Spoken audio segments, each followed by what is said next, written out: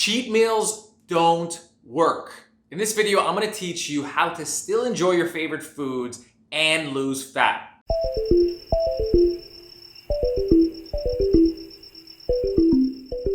Hey, what are we talking about today? Cheat meals? Come on, people don't still do that, do they? They actually still think it speeds up their metabolism, huh? What year is it? Because I only believe in science. What's happening, guys? I'm Marcus Wolf. If you're new to this channel and you're a busy guy looking for a fat loss solution that's going to support your busy life, smash that subscribe button because these videos are 100% made for you. I hope you enjoy this video. Okay, I'm going to be honest. I bought into the cheat meal thing when I first started bodybuilding. And like, how couldn't you? You know what I mean? You're eating chicken breasts and rice and broccoli every single meal. And then this concept where it's like, if you essentially reward yourself every like Friday or Saturday, you have pizza and ice cream. And for whatever reason, by eating this, your metabolism is gonna speed up and you're just gonna start shedding fat like crazy. I mean, of course I was like all up on this, you know what I mean? See, but the thing is, fat loss is not so black and white. Because if it was so black and white, I guess a lot of people would be in shape because of all those like crazy cheat meal extravaganzas. Okay, so obviously I'm gonna, dive deeper into the pros and cons of what I think is the cheat meal, because there are some pros. I'm not gonna be completely against that whole bro science thing, but I am mostly gonna just talk about the cons and what to do instead. So for anybody who doesn't know, just to clarify, the cheat meal is supposed to be like this, like one meal, you go nuts, pizza, burgers, ice cream, cookies, and it's gonna rev up your metabolism, control your hunger hormones, and keep you on your fat loss. That's the claim.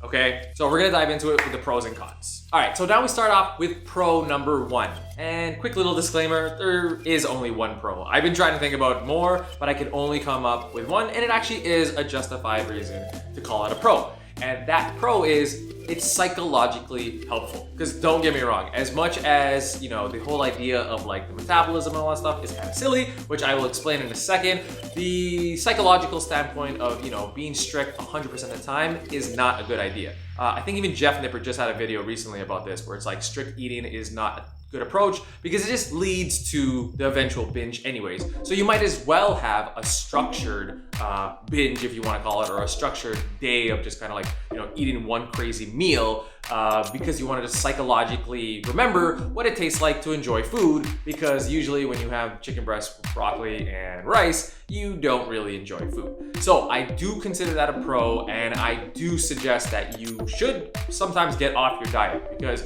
as a person who used to count calories, do low carb keto, I must have done a whole bunch of other stuff. Oh, I did the bodybuilding thing. Coming from that world before, I surely know that I failed because I was way too rigid. So to have a little bit of a break is really good, because then you could also teach yourself how to bounce back.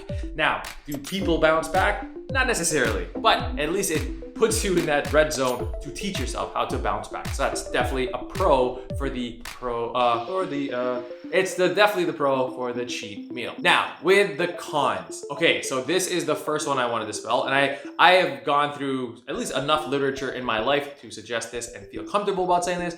The biggest con is it does not speed up your metabolism. It is just impossible for one specific meal, as many calories as it can be, to just suddenly rev up your metabolism. It's just far too of an acute situation to suggest that your metabolism is that easily manipulable, I guess you could say. So I mean, it doesn't take a lot to to move your metabolism, but it definitely takes a little bit more than just, a couple slices of pizza, some cupcakes, down it with a beer to just suddenly just like rev it up. You know what I mean? Because if that was the case, everybody would have a very, very smooth fat loss, but they don't, because fat loss is very complicated. It's very intricate. It's not black and white, and the cheat meal suggests that it is very black and white, which is the biggest con I'm going to say for that. And now we have con number two. So it also suggests that it's going to take care of your hunger hormones. So there's these things called, I'm not like really into sciencey, but it's like leptin and ghrelin. So I think leptin is the one that kind of like,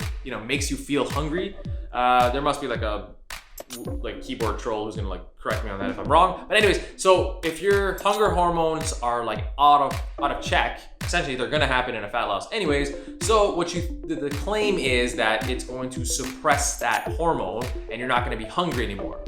The, again, problem, just like the metabolism, one acute meal cannot just suddenly curb your appetite. Because if that was the case, again, you would just eat that and be good for the remainder of the week. No, unless if you didn't watch my 10,000 calorie pumpkin challenge, I was definitely full for maybe the second day, but that's it. Like I was starting to get hungry by the third day. Or the second day. I'm not really good at my math here, but it's like I did it on Tuesday and I was hungry by Thursday. Okay, so there, 2 days. So what I'm trying to say though is how can one meal that, doesn't matter how many calories, suddenly keep your hunger hormones from acting up? And keeping your hunger hormones are really important during a fat loss. I get it. It's just kind of crazy to think one single meal is going to achieve that result you want. And we got con number 3.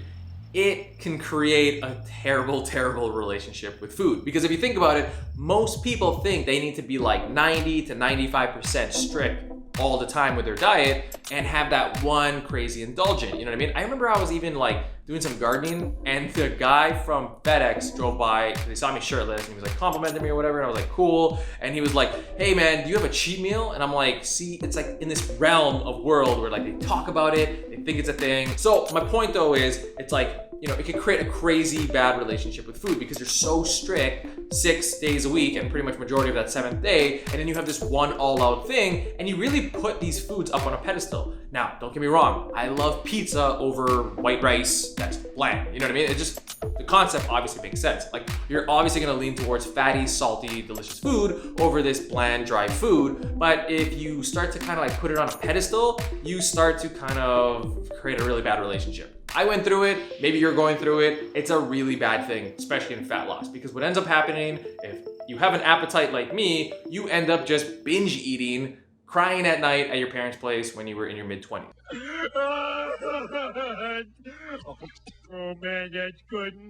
That definitely happened. And then there's this one last thing. So now we have con number 4. So again, I did suggest that it's a good thing to have a little bit of structure of having some fun and getting off whatever rigid plan you were on. The only thing though is it can create this really weird tug of war if let's say your cheat meal is typically on Friday and an unsuspected event happens on Saturday or Sunday, which totally happens, it really can throw you off because you said to yourself, I indulged, I had fun, I'm very much in control, and then suddenly this random event on Saturday or Sunday comes, and then again you indulge, and then you're just kind of okay, now I really screwed up, you know what I mean? So it creates this weird balance of you're only, it's this holy grail day, you're only supposed to do it on this day, but then what happens if something else happens? It just doesn't create this very, flowy type thing. And again, it goes back to the third con of the relationship with the food, but it also again just kind of complicates things, right? Because the thing is, it's so rigid, and you want it there, but then then there's the event, and it just gets really ugly, right? So I've had this happen to me numerous times. I've had a lot of private clients tell me this happened before when they used to follow the cheat meal thing. And that was the thing. You you indulge, and then you indulge again, and then you indulge again, and then you're just crying. Again, you're just always crying in front of your food. Okay, so a quick little recap of the cons, because I think I kind of got really in depth in it. So the first one is it doesn't do the speeding up of the metabolism. It does not speed the metabolism up. Okay, it just does not. One acute meal cannot just suddenly rev up your metabolism and get your fat loss going. Con number 2, it definitely doesn't curb your hunger hormones, which is also a claim of why the cheat meal is so amazing. Again, because it's one acute meal cannot just suddenly curb your appetite, because if that was the case, again, I ate 10,000 calories and felt totally hungry by the second day. Number 3, it can create a terrible relationship with food. And I get it. It's delicious food, junk food is always going to be better than healthy food in regards to enjoyment. But if you put it so high in a pedestal, that's where it leads to binging and all that stuff. And another thing it can do which is con number 4, which is essentially, it can just be really messy where you put it, right? So it's you crazy indulge on one day, and then these unsuspected events show up, and then it can just really throw you off, and then you're just spiral. And we really, as humans, just really hope for momentum. As soon as we're on a momentum, everything's good, and then as soon as we're off the momentum, we quit our fat loss and we gain 20 pounds. That probably sounds like a lot of people, right? All right, so this is a channel that I'd like to believe is all about at least the solution. So I'm not gonna just talk about the problems, I'm gonna talk about like actual solutions to these problems. I do believe there are things you can do outside of cheat meals that are gonna still help you get what cheat meals claim to do, but without the psychological and social drawbacks. First, I truly believe you need to be flexible more often in your diet. I truly believe this. It's not a big deal to do the right things in regards to moving. You know, let's say you moved every single day, you slept very well, you ate majority of the day very well. It's not a big deal to have a beer or like a cookie with that meal every single day. So this concept where you always have to reserve it to one single day, I think just creates this whole bad versus good thing with food, where it really should just be one of those type of things where if you want to have a beer every single day, have it. I have 2 toddlers. I was drinking like every single day when lockdown first started. And if I want to indulge in a cookie every single day, or if I want to indulge in chocolate, I'll still do that. See, this is the thing. If you just keep on creating this idea where it should be reserved for one day, I just feel like it creates this terrible, terrible relationship and downward spirals again to you crying like a baby in front of your, you know, box of cookies again. That's number one. The first solution I would say is be flexible often. Don't reserve this for every single day, because then it's gonna help you with the relationship of eating these type of foods often and not putting them on a pedestal. And now, finally, the solution that's actually what cheat meals claim to be. So again, the cheat meal claim to be that it's gonna speed up your metabolism, deal with your hunger hormones, and essentially deliver you this like fat loss solution whilst also enjoying amazing food. And that is the refeed day. So the refeed day is where you spend a whole entire day. If you do it completely properly, like the right way, I guess you could say, what you're technically supposed to do is you're supposed to do what you normally do, and you're just supposed to eat more of it, right? So if you're typically a person who eats healthy and you have broccoli, chicken breasts, sweet potatoes, throughout the day, some egg whites, blah, blah, blah, blah, blah, oatmeal. If that's what you typically eat when you're on your fat loss, a refeed day, the right way technically is where you just eat more of it. So it's like, let's say you had half a sweet potato for lunch, you would now have like, let's say 1 or 1.5 sweet potatoes for lunch. And same thing throughout the day for like the fats and the carbs and all that other stuff, right? So that's technically how to do a refeed. There is also a place to call it a cheat day. I do actually believe there's a day where you can eat whatever you want, no calories counted, no weighing food, no worrying about hitting protein and all that stuff, and just have an all-out day. So instead of doing it just on one meal, you actually do it a whole entire day, because then you get the psychological standpoint, but then you could also, if done slightly planned, you could also just make sure that your metabolism starts to rev up and your hunger hormones have a sufficient balance. Because the thing is, at least if you do it in one day, the one day has a higher likelihood of doing something opposed to the one meal.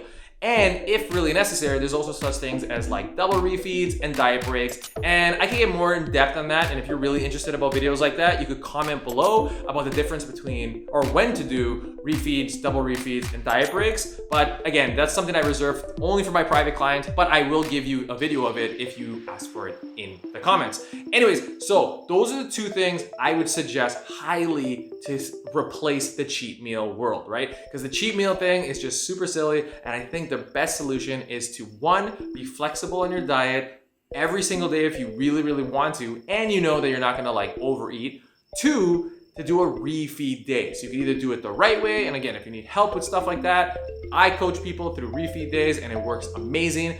Or you could even do an all-out cheat day. But again, I still really believe you need to have like some sort of like coach or somebody watching you do it, just to make sure it doesn't turn into this like really ugly mess. So just to kind of like recap everything, I truly believe the cheat meal is just the complete science, pseudoscience. It's a complete waste of time to, essentially ruin people's fat loss, essentially give people bad relationships with food that lead to binge eating, and essentially doesn't do what its main purpose of why it was totally created in the past, which was, probably like 20 years ago, some dude just wrote it on a magazine with all those like, super like ripped dudes, and, figured not a lot of people were gonna jump on it, and obviously everybody jumped on it. I jumped on it, your mother jumped on it, Anyways, everybody jumped on it, and it's one of those type of things where cheat meals don't do it. I truly believe you should just have a flexible approach to your eating as long as you stay on track with the right things 80% of the time. And of course, if you really, really want to get the effects of the hormones and the metabolism, that's where you would go into the refeed world, the double refeed world, the diet breaks. And like I said, one last time, if you want video. If you want a video, something like that, you can comment below that I want to see a video about those things, refeed, double refeed, and diet breaks. Or you could even message me right there, somewhere in the bottom. That's where you could book a call and I could actually coach you through it because I coach other guys through that same thing with success for their fat loss. Anyways, guys, if you like this video, smash that like button. I hope you enjoyed this. This was one of those type of videos where it was nice to finally talk about, something that, I want to put behind me, which is all that like bro science world, but there are at least one pros to this, and it's just enjoy your food psychologically, have fun with food, and make sure you have a successful fat loss, right? Anyways, guys, signing off. Have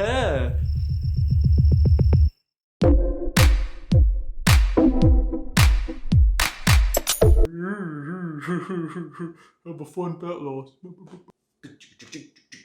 Cheat meals. I'm a bro guy. When I eat pizza and like ice cream together, my metabolism just kind of like speeds up for whatever reason. No science behind it, right? Like, as soon as that flour and the sugar, they mix together, for some reason, the metabolism is gonna speed up.